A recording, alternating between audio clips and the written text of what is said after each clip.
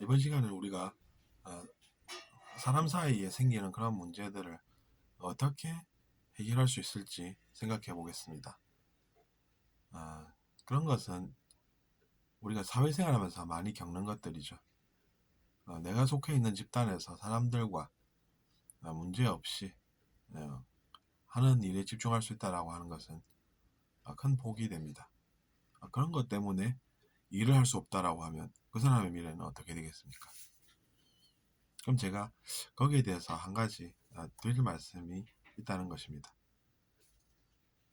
타인의 나쁜 점이 보이는 사람은 그것에 대해서 이야기하게 되어 있습니다. 근데 그 사람은 가만히 있을까요? 그렇지 않습니다. 그 사람이 볼 때도 자기 자신의 나쁜 점이 있고 그것이 보이게 된다는 것입니다. 그런 것들을 조심하면 우리가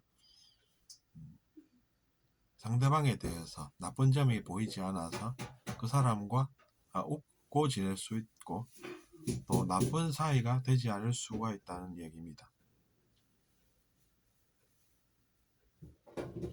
그러니까 상대방의 나쁜 모습이 눈에 들어온다라고 하면 그런 것은 우리가 최대한 피해야 한다는 것이죠. 그런 것이 사실은 사회생활에서 가장 문제가 되고 조심해야 할 것입니다. 그럼 어떤 것들이 그런 마음을 충동질할까요? 즉 상대방의 나쁜 모습이 보이게 하는 그 원인이 무엇이냐 하는 얘기입니다. 그것을 역시나 알아보면 우리는 자기 자신이 과거에 뭔가 나쁜 일을 겪고 그것이 잠재의식에 저장이 되어서 그것이 지금이라는 이 순간에도 계속해서 영향을 주고 있고 그것으로 인해서 그렇게 된다는 것이고, 그렇기 때문에 우리는 그런 것을 알아야 한다는 이야기입니다. 그러니까 고생한 사람이 그 고생을 이겨내지 못하면 상대방의 나쁜 것을 보게 되고 그것으로 인해서 또 문제가 생길 수 있다는 것입니다. 저의 기억을 되돌려봐도 그렇습니다. 사람이라는 것은 남이 그러면 자기 자신도 똑같은 것입니다. 근데 이제 상대방을 가지고 우리가 어떻게 내면 연구를 하겠습니까? 자기 자신이 살아온 역사가 있지 않습니까? 그 과거를 우리가 증거로 삼을 수 있다는 것이죠. 그러니까 고생한 사람은 그럼 고생 안 해야 되겠다라고 생각을 해야 되겠죠. 그럼으로써 이제 내가 과거에 있었던 일로 인해서 또 다른 문제를 내가 발생시키면 안 되겠다라고 생각하게 되는 것입니다. 그러니까 우리가 잘 알아차려야 한다는 얘기죠. 자, 내가 또 저 사람의 나쁜 모습을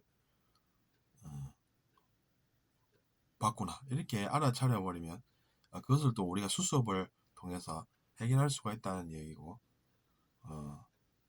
더 나아가서는 지금은 내가 저 사람의 나쁜 모습을 보지 않는구나 이렇게 생각하면 또 평화롭게 살 수가 있다는 얘기입니다. 그렇기 때문에 상대방의 나쁜 모습을 봐야 하는 그런 일이 있다라고 하면 그런 일은 우리가 특히나 조심해야 합니다. 그것 때문에 앞으로 문제가 얼마나 발생할 수가 있겠습니까?